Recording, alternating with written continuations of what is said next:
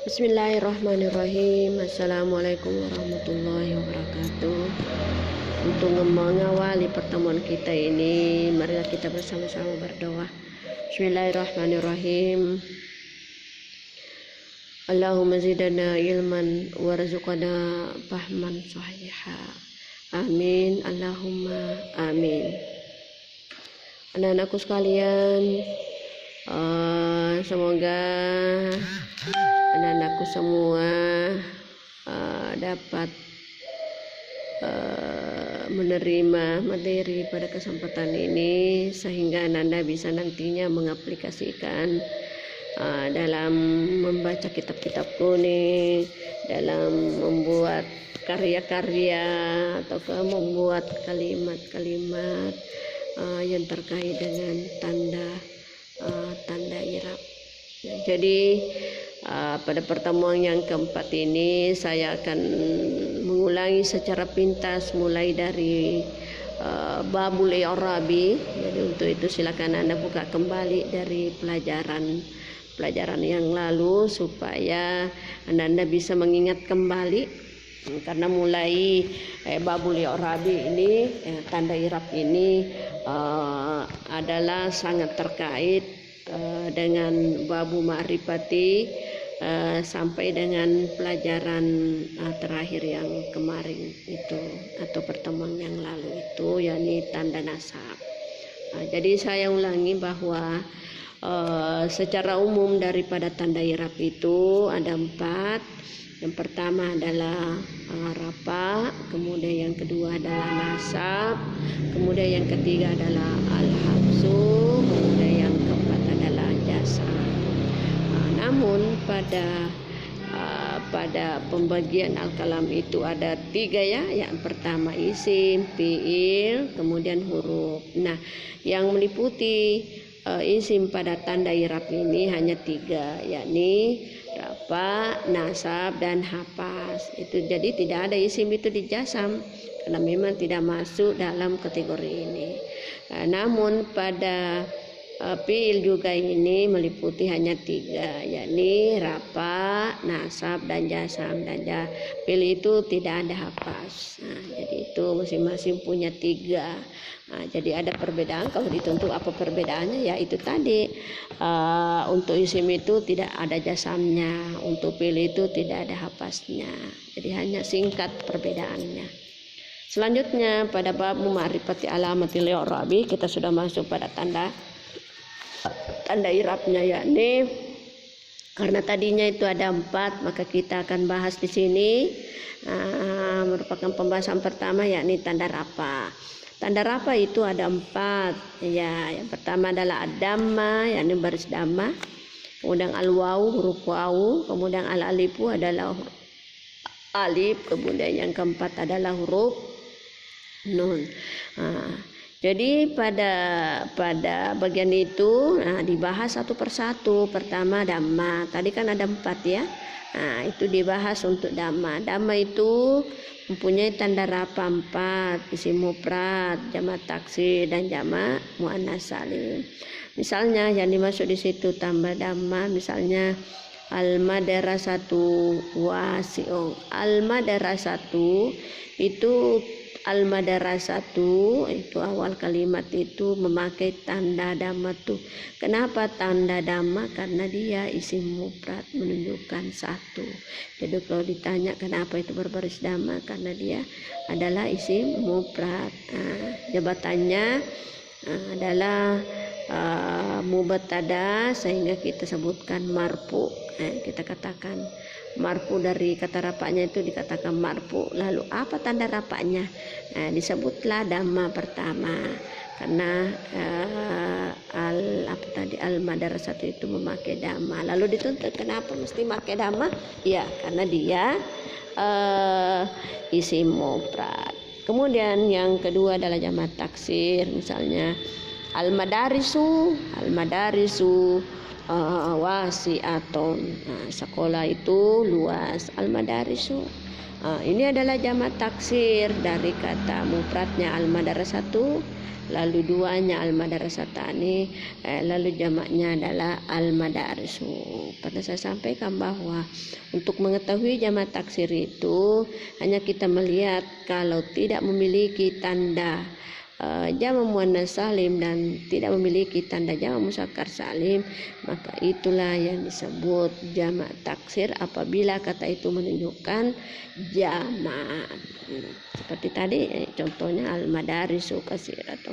Al-madaris itu adalah marfu'un bidamma berarti harus memakai baris damma. Kenapa dikasih marfu'un bidamma? Karena dia termasuk jamak muzakkar salim.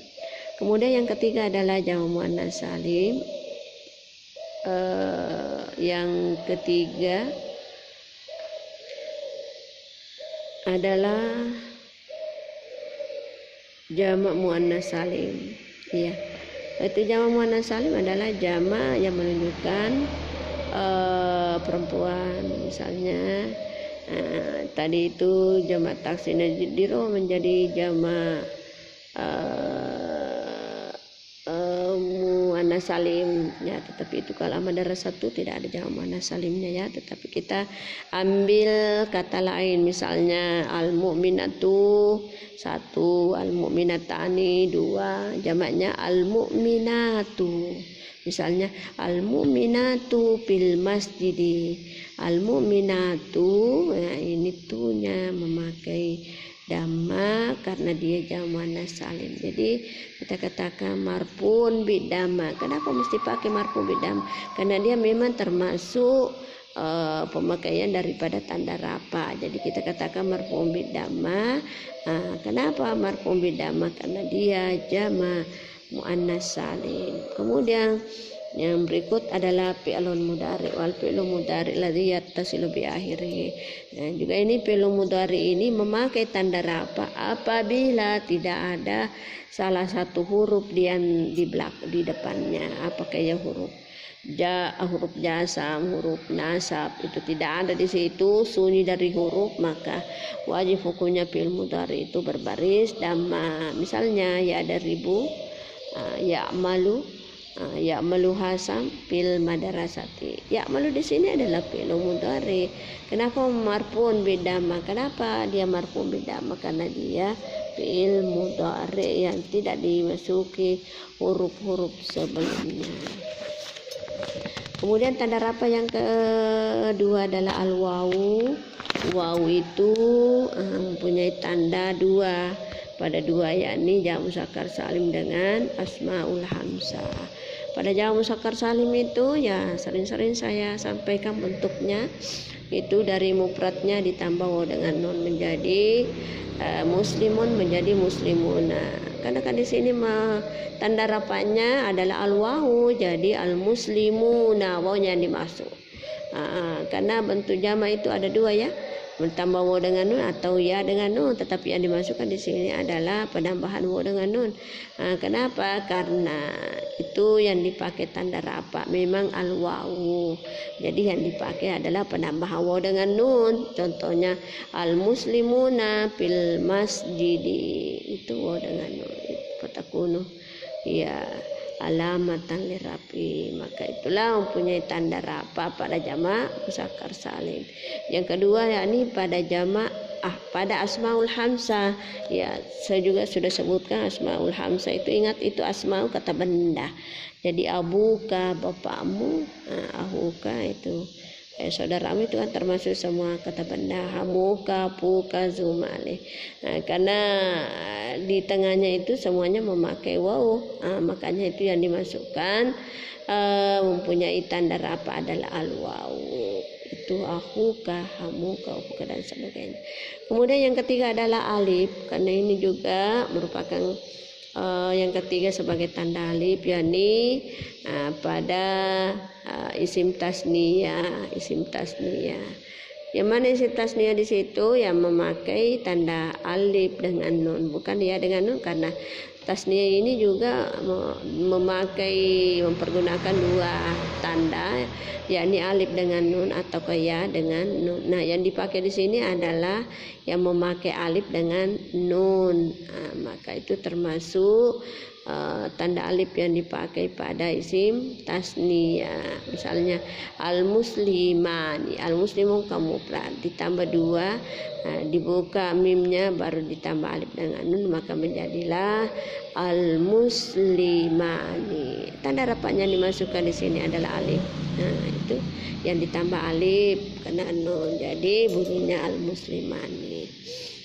Kemudian yang terakhir untuk tanda rafa itu adalah an-nun, maka tanda nunnya itu pada fi'lun mudhari yang berhubungan dengan damir tasniyah, damir jama' dan damir muannas, atau singkatnya kita bisa sebut itu adalah af'alul hamzah. Jadi itu af'alul hamzah, misalnya yaf'aluna, itu tetap nunnya karena itu yang diambil sebagai tanda rafa. Misalnya yaf'alani umara fil masjidi, keduanya telah bekerja di masjid. Yaf'alani itu yang dipakai adalah penambahan alif dengan nun, alif, apalagi alif dengan nun atau dengan nun yang dimasukkan di sini. Nunnya adalah tetap terbaca nunnya, karena terkadang nanti itu tidak terbaca nunnya, nanti pada penjelasan selanjutnya. Jadi itulah merupakan singkatan atau ringkasan pelajaran untuk tanda rafa. Kemudian berikutnya adalah tanda nasab. Tanda nasab ini mempunyai 5 tanda nasab. Yang pertama adalah fathah, kemudian alif, kemudian kasrah, kemudian aliyah, kemudian hasbu nuni. Nah, kita urai singkatnya bahwa yang pertama adalah yang memakai tanda fathah itu ada 3. Pertama isim mufrad, misalnya al-madrasata. Jamak taksir adalah al-madarisa. Kemudian fi'il mudhari apabila dimasuki huruf nasab. Huruf nasab kan ada beberapa, jadi apabila diantara salah satunya itu masuk pada fi'il mudhari, maka fi'il mudhari itu berhak memakai tanda baris atas. Ya, selanjutnya alif, adapun alif itu juga merupakan tanda nasab, hanya satu, yakni pada asmaul hamzah. Asmaul hamzah itu abaka, kalau tadinya yang lalu itu ada saya sebutkan abuka, karena memang itu marfu'nya dengan al waw. Kalau ini mansubnya dengan al alif, maka dirubah dari wawnya menjadi alif, maka menjadilah abaka, ahaka, dan seterusnya. Kemudian yang tanda nasabnya kasrah ini juga hanya satu pada jama' muannas salim. Tadinya itu berbunyi al-muslimatu fil masjid. Tetapi ini yang tanda nasab ini itu yang dia pakai adalah baris kasrah. Misalnya ra'aitul muslimati, karena beda memang tempatnya. Al-muslimatu itu adalah mubtada dalam keadaan marfu, kemudian al-muslimati ini adalah tanda i'rabnya adalah nasab. Tanda i'rabnya adalah nasab, maka yang diambil sebagai tanda nasabnya itu adalah baris di bawah, kemudian jabatannya itu adalah maf'ulun bihi. Ya, karena maf'ul itu semuanya adalah dalam keadaan mansub, tinggal berbeda-beda tanda mansubnya. Kebetulan ini jamak muannas salim, maka tanda mansubnya di sini adalah al-kasrah. Kemudian al-ya, kemudian al-ya ini adalah ya. Adapun ya ini mempunyai 2 tanda, yakni pada isim tasniyah dan jamak muzakkar salim. Tadi kan saya sudah sebutkan bahwa tandanya muannas itu ditambah alif dengan nun atau ya dengan nun. Kalau jamak muzakkar salim ditambah waw dengan nun atau ya dengan nun. Terkadang ini ada yang membingungkan, kenapa sama bentuknya, sama tulisannya. Ya betul. Kalau kita tidak kasih harakat, tetapi kalau sudah ada harakatnya, saya kira ada perbedaan yang nampak, karena maknanya ada bermakna dua, ada yang bermakna banyak. Ya. Kemudian yang terakhir adalah membuang nun, di mana nun ini dibuang yang lengket pada af'alul hamzah, yaf'alani, yaf'aluna, taf'alani, taf'aluna, taf'alina. Ya, coba diperhatikan tuh, semuanya itu ada huruf nunnya mulai pertama sampai akhir. Tetapi kalau kita mau pergunakan dalam keadaan mansub, maka nunnya itu tidak terbaca. Misalnya kita pergunakan huruf nasab, salah satu huruf nasab ini yang ada yakni lan yasaba. Berarti dibuang nunnya karena ada harfun nasb di depannya. Sekira itulah yang merupakan ringkasan pelajaran pada dua tanda i'rab ini, yakni tanda i'rab rafa dan tanda i'rab nasab. Insya Allah pada pertemuan berikut kita akan bahas kembali tanda i'rab yang ketiga adalah al-habsu. Al-habsu, di mana al-habsu ini itu tidak memiliki atau tidak dimiliki, tidak ada perubahan pada fiil, apakah itu fiil madi, mudhari, dan fiil amar. Ya, sekira inilah yang menjadi pembahasan pada kesempatan ini. Semoga Anda bisa memahaminya, dan silakan Anda mengulang kembali. Insya Allah bisa. Saya akhiri pertemuan ini dengan ucapan wabillahi taufiq wassalamu. Wassalamualaikum warahmatullahi wabarakatuh.